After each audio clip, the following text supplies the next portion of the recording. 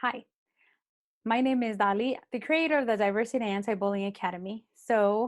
Because I include diversity in my curriculum, I want to talk to you about the way that we aspire to do anything, say go to school or get a career, marriage, or whatever, is usually determined by what you've been taught. And I'm going to use the Latinx culture because I am Latinx, I'm from Central America. And coming from a country that is very impoverished, just like a lot of other countries throughout the world, sometimes families are struggling so much that their biggest dream is something really small. So I have seen this happen a lot where as soon as their child or their spouse or somebody, in the family gets a job that is okay, they're very excited and they're so scared to ask for more that they become complacent. Luckily for me, my mom did not do that. My mom became a single mom of 6 kids when I was 14. And I remember her struggling and working. She worked so hard. And I remember we even helped her with some of her jobs because she was a seamstress. And I remember always saying, I can't settle for this. I have to reach for more because I know I can do more. And I'm so grateful to her. Thanks, Mom, for having done that for all of us because I believe that all of us ended up getting our education and doing well because we had that idea of not settling. In a lot of cultures, they're like, "Ay, mija, don't ruin it. Don't ask for more. They're gonna fire you if you ask for that raise.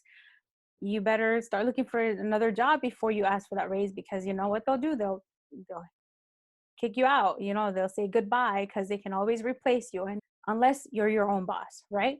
But the key here is that is not always true. I mean, yeah, they can get rid of you at any time, but just because you ask for a raise or just because you decide to go on another route doesn't mean that you're going to fail.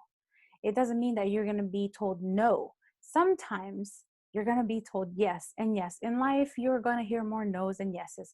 But wouldn't you rather live your life and not have to look back at, man, I wonder what would have happened? I would rather keep working and working to go up higher and higher and higher and test my own limits for myself and not let somebody else decide what my limitations are. Because had I done that, I would probably be right now somewhere else, not as good as now. I am so fortunate because I have done things that I never imagined because my mom inculcated that idea of test yourself, test your own limits. And I have, and I'm still doing it. So I have amazed myself with what I've done, and I hope that you have too. And I challenge you to do that, even if it's, hey, I've never had straight A's before. So I'm going to go ahead and see what happens. Or I'm going to ask for that raise and see what happens. Or I'm going to apply for that job, see what happens. And, for every no that you get, think of it as a little guide in life, making you make turns to another direction that you really need to take and just don't know it. So I hope that these words of inspiration are helping you and that you keep that in mind every time somebody says, oh man, don't screw it up. You got it so good. Because you know what? I know that you can push yourself and that you will surprise yourself. All right.